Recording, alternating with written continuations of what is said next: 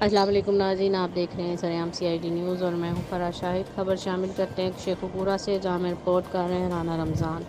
ان کا کہنا سانگلہ ہل سرکاری اسپتال کے ملازمین ہسپتال کی چوری ادویات بازار بیچنے میں رنگے ہاتھوں پکڑے گئے۔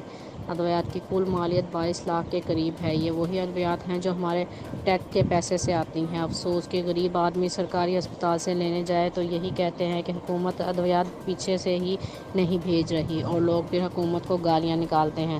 پاکستانیوں کے اعلیٰ ایماندار وزیر اعظم عمران خان یہاں کیا کریں جب تک سابقہ حکومتوں کے منظور نظر پرانے بھرتی ہوئے ایسے لوگوں اور ان کے اوپر بیٹھی افسر شاہی کو نوکریوں سے فارغ کر کے ان کی انکوائریاں نہیں ہوتی اور سخت سزائیں بھی نہیں ملتی۔ مزید جاننے کے لیے دیکھتے رہیے سریام سی آئی ڈی نیوز۔